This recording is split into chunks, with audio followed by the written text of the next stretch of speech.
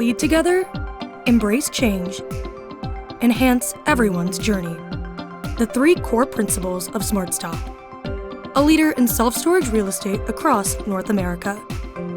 Reinforce why we're proud to bring you SheEO Lead-In, the podcast featuring curated conversations with powerful women sharing their impactful wisdom. It's a self-knowledge, self-discovery, and self-preneurship audio storage vault created by and for women. SmartStop's presentation of SheEO Lead-In begins right now. So today we're here with Lisa Lamb, Qualcomm Endowed Professor of Mathematics Education and her Sports LLC. Are you doing enough, Lisa? It's keeping me off the streets, so it definitely takes up a lot of my time. So talk a little bit about the 2 different roles that you play. Yeah, so I've been a professor of mathematics education since, I like to say, the 1900s. So I started at San Diego State in 1998. I'm what they call an Aztec for life. And I have really loved that job. I'm passionate about San Diego State, and I'm passionate about students. And the students that I work with are prospective teachers and practicing teachers, and they want to learn how to teach math better, and it's really joyful. And as part of my work, I mentor students as well. And at the same time, I'm also a passionate sports fan. And so that's been a forever thing. And most recently, I'm a fan of men's and women's sports, and I can consume as much men's sports, not only being able to attend and watch events, but also reading about it is really joyful for me. And as I've gotten older, I've also watched now a lot of women's sports and have season tickets to many different women's events, and I can share that later if you like. Yeah. But then I would go and I'd want to be able to read the recaps and what really happened in the behind the scenes, and I didn't have access to that. Yeah. And so after trying in a variety of ways for a while, I finally started just writing the stories that I wanted to read, because I just really felt like there's probably others out there like me who really want to read those stories. Isn't that how we always get involved? We see a need, we don't really like how it's being done, and then you go in, you don't reinvent the wheel, but you give it your spin, I think, which really is pretty valuable. And I think women are really good at that. I think that's probably true. Bringing that personal touch, our little brand, our little, I mean, I don't know if brand's the right word, but really, just the way you like to see things. And so let's just go back to your childhood. Do you have like a fun short story that maybe no one knows about you? Oh, okay. Let me think. A short story no one knows. And it could, but not necessarily, have led you to where you are today, and something about your career. Oh boy, that's not necessarily, but no, but I guess there's sort of a hilarious one that I don't actually remember. But my mom likes to tell it, because apparently I was a pretty, this is definitely true, I was a pretty shy, quiet kid.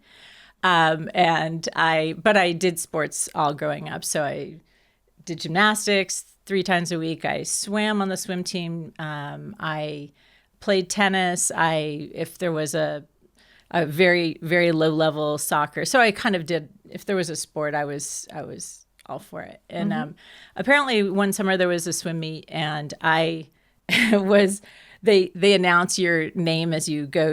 I don't know if you've ever swum, but you go through the heats, and they kind of line you up, and then you go. And apparently they announced my name, and I raised my arms like a bad, I don't know if I'm allowed to say it, but like a badass, as like a 7-year-old.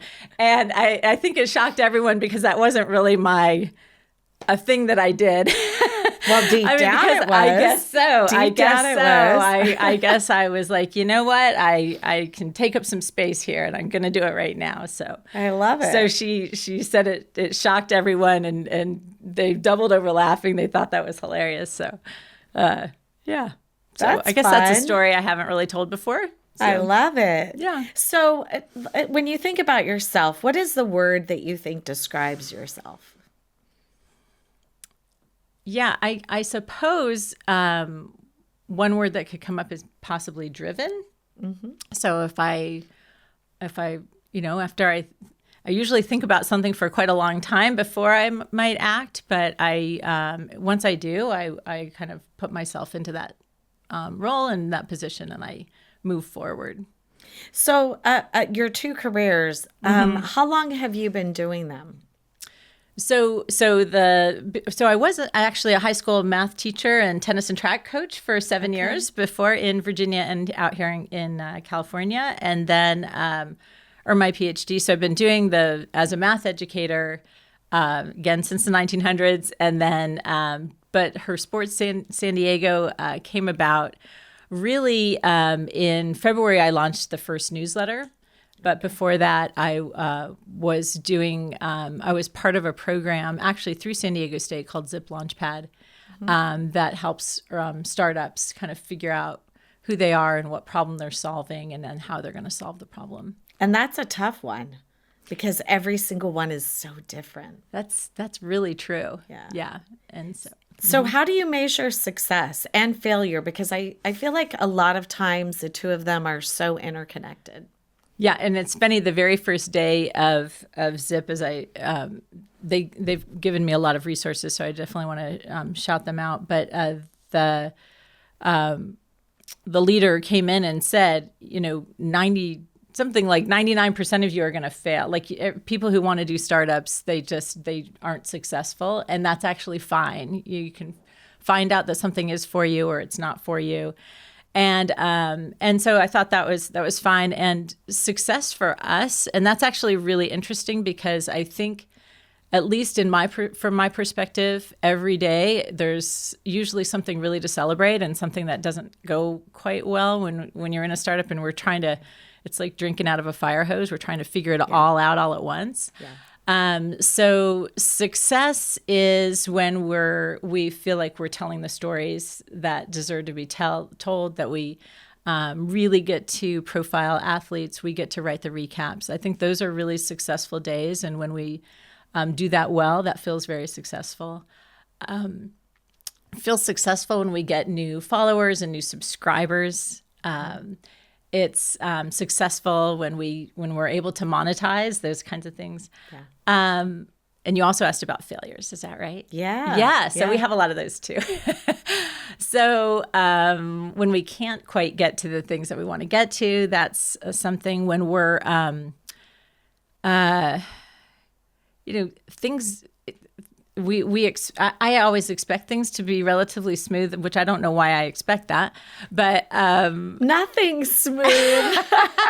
I know, but I keep thinking it's going to be, so I apply I think you're wishfully thinking that it might be. That could be it. So yeah. So when things aren't going quite according to plan and we're not getting the credential that we expected to get, or if we're not able to cover something, if we're not getting the sponsorship that we're hoping to get, those would be the kinds of things I think that where we don't feel quite as successful. But don't you think with every time, and you mentioned a little bit about most entrepreneurs will fail. Yes. But don't they fail? I don't know. I've heard of a lot of people that are like, well, I tried this, I failed, but yeah. I pivoted and then I found something else that actually ended up working, and they're wildly successful. Because if you have that entrepreneurial sort of spirit, yes, it's really trying new things and being able to have the courage to do that. Yeah. I love that you brought that up, because that's exactly right. That's one of the other things that they talk about is failing quickly. Yeah. And so and forward. And forward, yes, absolutely. Yeah. And so really, so you have a problem that you want to solve, and then you try X doesn't work, so you pivot to try Y, to try something else that's hopefully is going to be more successful. Right. I can give you a quick example of that. Sure. We have right now our model is to monetize through partnerships with a variety of businesses and universities, and also through paid subscribers. And so we're trying to figure out how to target subscribers who might want to pay to get the newsletters that we share. And the first idea that we tried really we thought was actually going to be a pretty good one, and that failed. And so we're now that didn't work. It didn't convert into paid subscribers, and so now we're pivoting. Although we don't know what we're pivoting to, we just know that we failed fast. Yeah. And we ran some tests, which is what you're supposed to do. Yeah. And then you pivot. So so that's another, I guess, an area where we failed. Well, let's where we learned. I'm going to put it this way. We learned. Yes. So. And, let's talk a little bit about I'm pivoting and we're not quite sure where. Yeah. But that's actually where the magic happens when you are like, okay, we're not sure what it's going to be. Yeah. And then you bring in all this information and then you just start figuring it out. This is what I always think. You want to be right here. Mm-hmm. You have an idea. You want to be right here. You don't always know how to get there. And sometimes you have to go, okay, I'm going to try this way. Oh, well, didn't work. And again, good thing when it's quick, right? Because that's less financially risky. Yes. And then you just start trying different things and then boom, that's where the magic happens. Yeah. I feel like you've had some startups. Yes. Okay. Yes. Yeah, absolutely.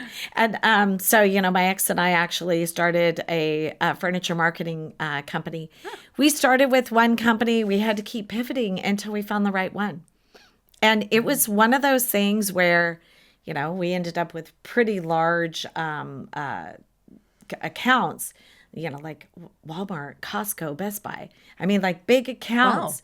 Wow. And, starting from the ground up, I remember the first time, and everybody should try this. I didn't know how to work a computer. This is back in 1997. I remember when I first turned it on and I thought, oh my gosh, I have to learn this. And I don't really have the money to go to school or the time. I had a toddler. I had to figure it all out on my own. And it was trial and error, just like you're talking about. Sure. And so learning how to do all those things, don't be afraid to try new things. That would be something I would definitely tell people that are thinking about. Yeah. What do I want to do? How do I find that? But then we're going to pivot now to something that's really tough, and that is balance. So balancing home and work, and especially when you're trying new things. Yeah. How did you do that?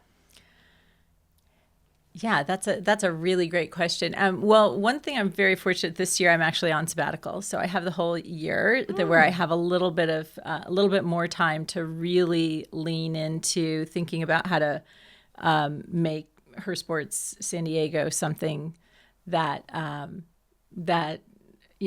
folks find joyful and useful and something that they want to take part in and read.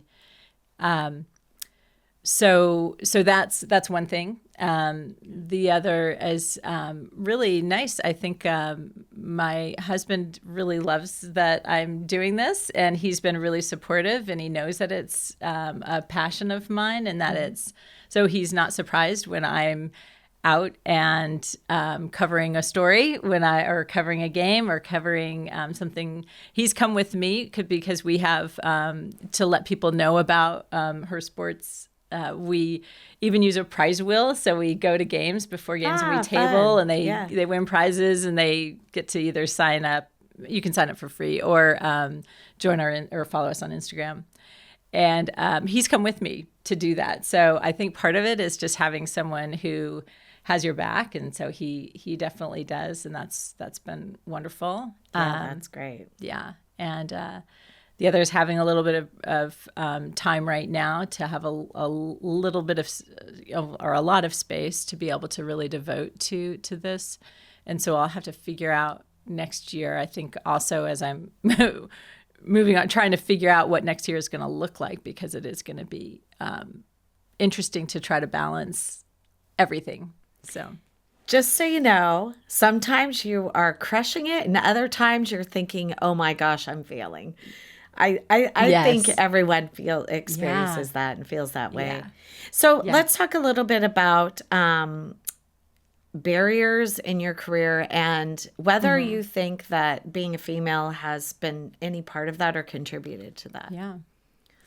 And are you talking about both? Yep. The method. Yep. So I actually, what's really interesting, because I think people have experienced their everyone has different experiences, of course, growing up. And I think I was extraordinarily fortunate when I had I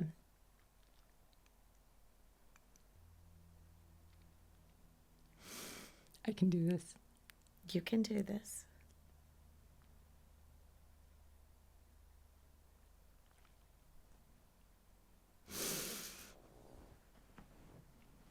Sorry. Don't be sorry. It's good to be lucky, right? It's good to be lucky, and it's good to be authentic. There you go. So I'm going to do this.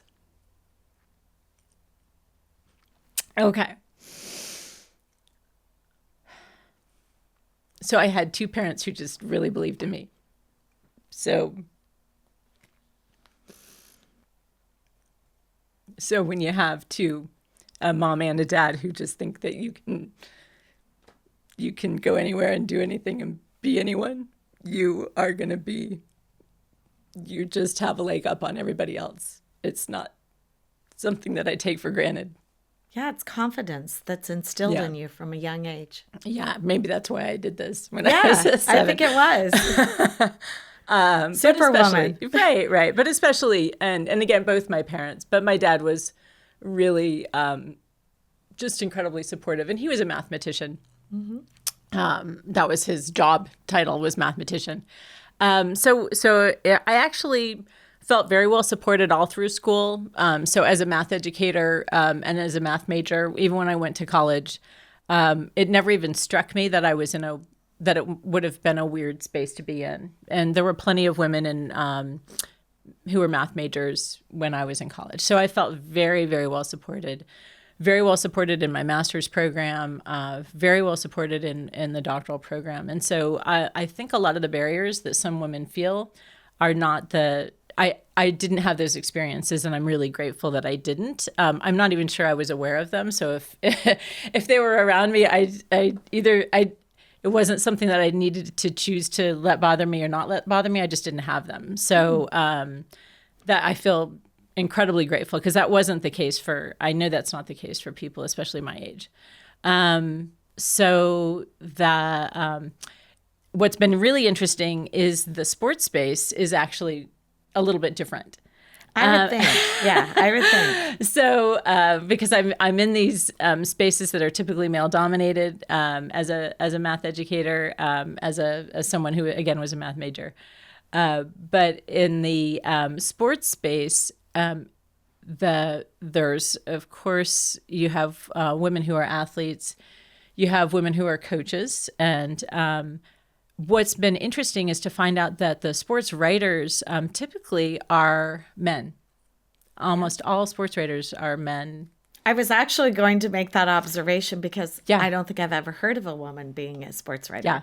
And if you read a lot of the pages, I mean, there's some very famous sports writers who are women. Sally Jenkins from the Washington Post is quite famous. But in general, when we've gone to press conferences, and so our interns, we have 4 interns, three are women, 1 is man.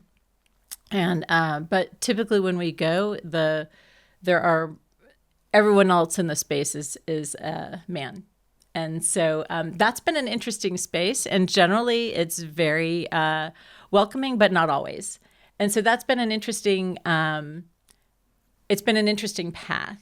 And so we're especially appreciative when we're welcomed with open arms, and we really have been in many, many spaces, but not in every single one. And that's been interesting because it's something just a little different for me. So when you say not welcome, is there resistance?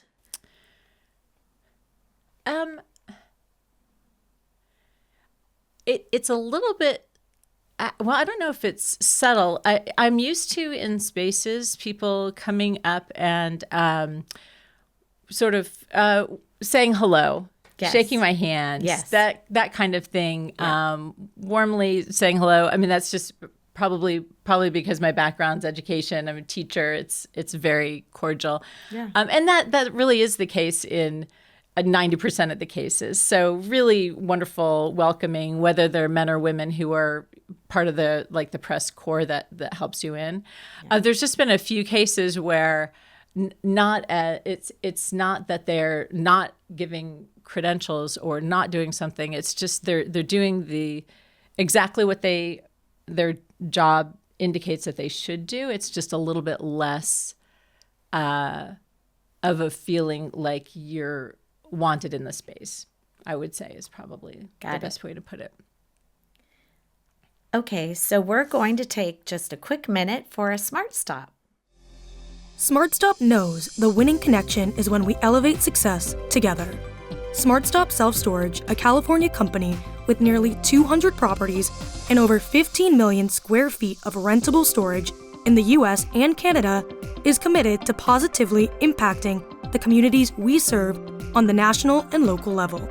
By aligning our core principles of leading together, embracing change, and enhancing everyone's journey with local initiatives. To learn more about our core values, our locations, and career opportunities, please visit us at smartstopselfstorage.com.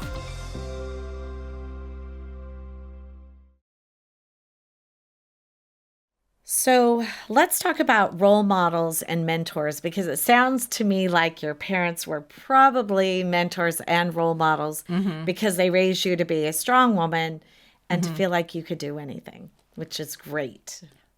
Yeah, that's absolutely true. I think both of them, my mom really identifies, even now she's 90, as a feminist, and she's always out marching for any cause that she really believes in. So she's really quite the force. My dad is 92, and he leads in quite a different way. He leads with joy, and he leads with kindness. He's much less likely to be out marching, but he's always going to have your back. So he's been a role model in another way, because people really gravitate towards him. And so I think that's what a wonderful mix. Yeah. I mean, really, what a wonderful mix. Yeah. And then also the typical, I would say, men being more active in the space that your mother is, and then kind of vice versa. That's actually pretty cool. Yeah. I think that probably helped make you more well-rounded. I think it probably did. And it was interesting to have, I think, two different kinds of role models, and to be now looking back, being aware of those, I think it's been really, really special. When I think about role models also that are not, that I don't actually know personally, I imagine, and one of the reasons that I think I really started this work was I read the book All In by Billie Jean King. Okay. And I had not, even though I knew about Billie Jean King growing up, and that she was, really supported women in tennis and kind of got equal pay, I hadn't really understood the toil and the work and the, it was, they didn't know what was going to happen when, the group of 9 who broke off and created their own space and that eventually resulted in equal pay at Grand Slam tournaments. But reading her story and hearing that, I just thought, we've come so far, but it feels like there's still, a ways to go with getting coverage and telling the stories for women's sports. And I felt in some ways like there needs to be people who are continuing that legacy. And I know there's a lot of people doing that, but there's a lot of different ways to do that. And I think one of the ways to do that is by telling the stories and telling the incredibly hard work that women athletes are doing. It's unbelievable. Real and raw. I mean, I think those two things really make a big difference, because it isn't easy. It is not easy for women. Right. And it's not looked at. I mean, there are a lot of men that would be happy watching men's sports, and then they don't really care about women's sports as much. So you're going to walk into a room of women. What are some lessons learned that you would share with them? that they just need to know? That's Be such a good bold. question. Remember, the girl with the muscles. Lisa, I'm never even going to look at you without thinking that story. I'm so glad you shared that, because really, it what just comes into my head when you said that, when you told that story? Triumph. I'm going to triumph. I'm going to do this. I've got this. I imagine this I little love that. I first love that. grade 7-year-old ready to go. Well, and what's funny, this is kind of off the subject, but it's actually when my husband and I were engaged, I had a picture of me like this as an adult, and I was, I don't know, on a curb, and I was doing the same thing, and my husband had that up, and I said, what do you like that picture? He's like, that's my favorite picture of you, and I was like, oh my gosh, okay, and so I guess circling back then, maybe don't be afraid to be strong and to let people know. It's funny because I think I'm less likely to do that, but I think one of the things I've come to as I've gotten older is that it's okay to take up space in the room, and kind of figuring out the way to navigate that. And you don't have to, you can take up space in the room in your own way. There's not just one way to do that. And I think that kind of figuring out the right path to do that is really important. I'm glad you brought that up, because how I would put that in exactly what you're talking about. There is a way that a man comes into a room that is courageous that is very different than how a woman comes into a room courageous. We don't have to do it in the same way. In fact, it's better that we don't, because we have a more quiet, courageous way of doing it. Yeah. But we still get it done. And that's a part of be brave and courageous and take those risks and just do it. Take up the space. Yeah. Take up the space, but not in a way that a man would do it, because we still have that femininity to us that's really different, sure. but is important. It's really important. Absolutely. So what are you most passionate about and proud of in your, and I would say probably in your new career, not the past one, but the new one, because I feel like that one is the one you're really focusing on, since you're in a sabbatical this year. Right. Yeah, I feel like it's the one you're really focusing on. Yeah, for sure. So it's funny because I was thinking about this earlier too, is the I really hope that this is a successful venture for us. The thing that I really love doing though is the actual storytelling and the writing and the sharing the recaps and creating the previews. I think that's the part that I bring passion to and I really love. And so I'm not sure I answered your question. No, you know what? Okay, I would love to actually. Well, no, because I asked what you're most passionate about, so I think that's. Okay. I think that you did answer it, but I would like to know. Yeah. Are you doing like video with your? Yeah. Because I think that would be because how much you love it really comes out when you're doing the storytelling actually verbally. Oh, thank you. Well, I appreciate that. We actually thankfully I have a co-founder, Jordan, and she's amazing. Mm-hmm. And we've developed 6 channels, and so we have a newsletter that comes out 2 to 3 times a week. Yeah. We have a robust Instagram that has a lot of storytelling in it, and we have TikTok and YouTube, and we also have though a podcast called The Athlete's Commute. And that is going to launch in January, and it's been super fun. And actually, that's been Jordan, and she's really good with that. So she picks up athletes, collegiate and professional athletes, and she takes them to training, to practice. Okay, and they talk about all different kinds of things, but especially about and I think this kind of circles back to what you were talking about earlier. I think people don't realize how hard all athletes, all collegiate and pro athletes work. These are jobs, basically. I mean, this is a really intensive thing to do, especially Division I, professionally. These are not part-time gigs. And so one of her goals, I think, is to help athletes be able to tell all of the kinds of their regimens and the different kinds of things that they're doing. It's a big commitment. And you know what? Also, I think a really important part of that would be a lot of times you get injured. How do you get through that injury? Because, it's physically, it's very grueling.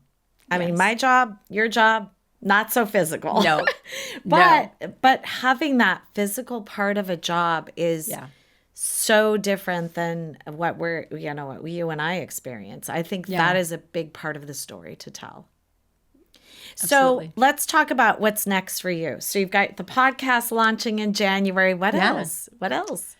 Yeah, so we are continuing to grow all of the channels. So we hope to grow all of the channels basically. But we're really looking to, and one of the parts of that is that we make sure that we try to do things that are going to cross connect, so we can use a profile with an athlete to help us think about what's going to happen in the athlete's commute when we pick them up, or we showcase them on Instagram and then have them have a longer profile in our newsletter. And so the things that are next are really trying to think about how to make this sort of really robust across, again, the different channels. But then when we imagine how this is going to grow, so right now we chose San Diego as our beachhead market because this is where we live and this is where we love our teams and universities. But we do hope to be Her Sports St. Louis and Her Sports LA, Her Sports San Francisco, Her Sports DC. So we want to stay hyper local, but within all the metropolitan markets that have amazing women's sports across the country. Well, I think you're going to do it. Again, thinking about the young girl with her muscles.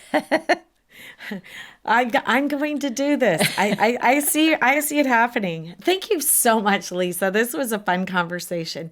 And you know what? I wish you all the success. Well, thank you so much. I really appreciate it too. Appreciate the time. Thank you. The incredible curated SheEO conversation you just enjoyed was brought to you by SmartStop, a leader in self-storage real estate and a company that upholds its core principles of leading together, embracing change, and enhancing everyone's journey. To learn more about SmartStop, please visit smartstopselfstorage.com. Cloudcast Media.